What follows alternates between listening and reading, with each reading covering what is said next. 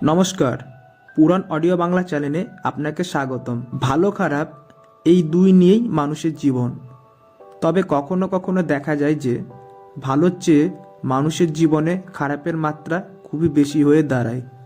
যে কোনো কাজেই, সেটা ঘর হোক বা বাইরে, উভয় স্থানেই দেখা যায় যে ভালো করতে চাইলেও সবই হয় মন্দ। এরকম যদি আপনার সাথেও হয়ে থাকে, তাহলে আজই বাড়ি থেকে বের করতে হবে এই 7টি জিনিস। চলুন তবে জেনে নেওয়া যাক কি সেগুলি। 1. যেখানে আপনার টাকা পয়সা, গয়না অথবা দরকারি কোনো নথি রাখেন, সেখানে আপনারা নীল রঙের কিছু রাখবেন না। বাস্তুমতে নীল রং হলো জলের প্রকৃতি নির্ধারণ করে। জলের প্রকৃতি হলো বয়ে যাওয়া। 2.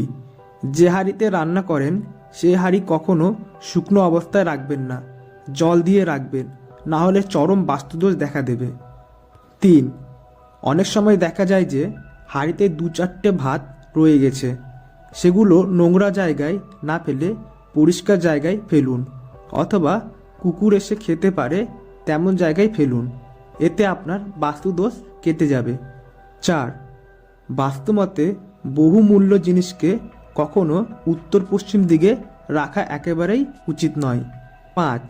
গৃহে কোনো বাক্সের মধ্যে টাকা রাখলে তার উপর লক্ষ্মীর মূর্তি ও বাক্সের ভিতর পুজো করা সুপারি রাখুন, ফলে আপনার গৃহে সুখ শান্তি অর্থের আগমন ঘটবে। 6.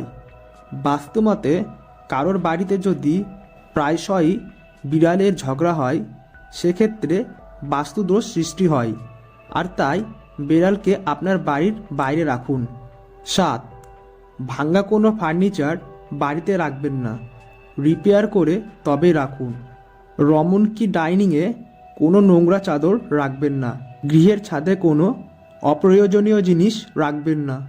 ভিডিওটি যদি ভালো লেগে থাকে তাহলে অবশ্যই একটি লাইক, শেয়ার এবং সাবস্ক্রাইব করে দিন। আর হ্যাঁ, ভিডিওটি সম্পূর্ণ দেখার জন্য আপনাকে অনেক অনেক ধন্যবাদ।